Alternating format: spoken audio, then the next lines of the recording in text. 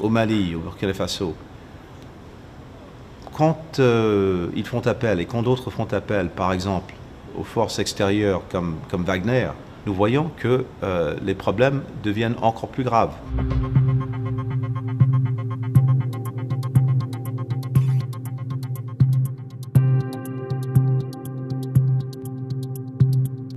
On s'inquiète beaucoup du parcours que nous avons vu au Mali, au Burkina Faso et puis plus récemment au Niger. Il y a pour les deux premiers un calendrier pour un retour à la gouvernance civile. Nous y tenons et je pense que les pays dans la région, c'est très important pour eux aussi. Donc c'est ce que nous voulons voir. Au Niger, et par ailleurs j'étais, avant le coup d'État, j'étais au Niger avec le président Bazoum un mois avant, quelques semaines avant. Et Niger, c'était vraiment un exemple positif de ce qu'on pouvait faire ensemble pour faire face aux défis à la fois de sécurité, économique, etc. Là, le rôle de la CEDEAO est surtout d'essayer de convaincre les putschistes d'avoir un retour à l'ordre constitutionnel dans un délai très clair et très limité. Je crois que ça, c'est l'essentiel. Il y a eu une réunion avec le président Tinubu en tant que chairman de la CEDEAO en fin d'année, justement pour essayer d'établir ce processus. Et pour nous, les États-Unis, si le Niger regagne le parcours de l'ordre constitutionnel de la démocratie, évidemment, on est prêt à lever des sanctions, on est prêt à rétablir les programmes que nous avions en commun contre le terrorisme, pour la sécurité.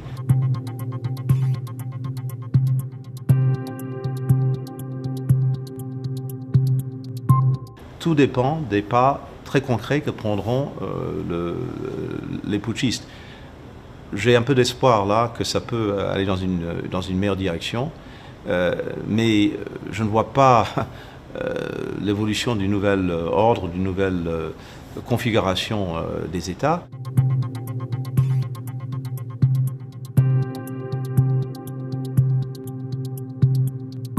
Au Mali, au Burkina Faso,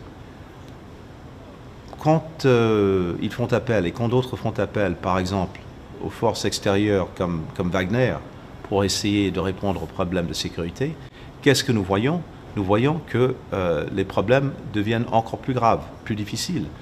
Violence, extrémisme, terrorisme, dans les États qui ont fait appel à Wagner, c'est croissant, c'est pas décroissant. Et évidemment, l'exploitation des ressources, l'exploitation du peuple, on voit ça aussi. Donc ce n'est pas la réponse. Et on le sait, c'est pas parce qu'on le dit, on le sait par expérience dans ces pays.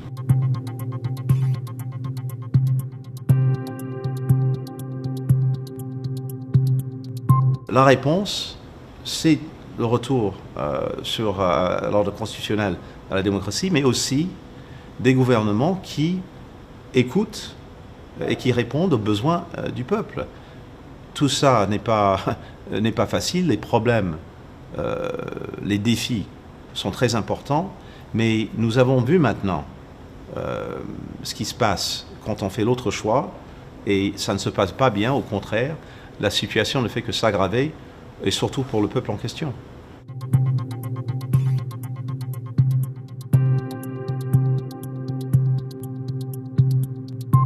Vous savez, il y a une approche, un partenariat qui doit être compréhensif. Évidemment, il y a tout le soutien des programmes pour renforcer les capacités nigériennes pour faire face aux défis de sécurité, que ce soit au niveau des renseignements, que ce soit au niveau de l'équipement, que ce soit au niveau du training.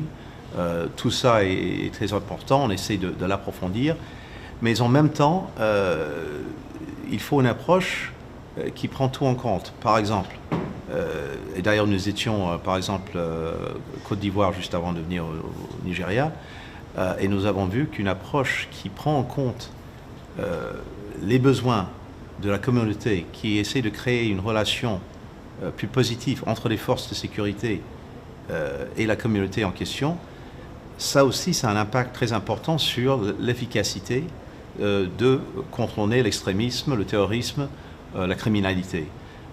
Donc ça, c'est important. Et puis, il faut aussi essayer de jouer sur les causes profondes qui, en fait, enlèvent le choix au peuple et ils finissent par choisir crime, terrorisme, extrémisme. D'où tout ce que nous faisons, non seulement en aide et en assistance, mais surtout en investissement, en créant des partenariats économiques, en créant une infrastructure économique qui puisse créer l'opportunité, et non seulement, évidemment, dans les grandes villes, mais à travers le pays. Tout ça, c'est un processus. Ça prend du temps, ça ne se fait pas immédiatement, mais ça commence avec une vision globale de comment attaquer le problème. Oui, au niveau de la sécurité, mais aussi de façon plus expansive, plus compréhensive.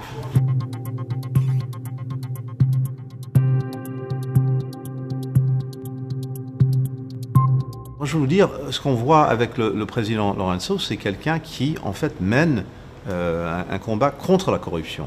Et nous voyons qu'il a suivi un parcours, je crois, très important, qui, à la fois, voit très bien le poison qui est la corruption pour le développement et pour la création de l'opportunité, et qui prend des pas très concrets pour le combattre.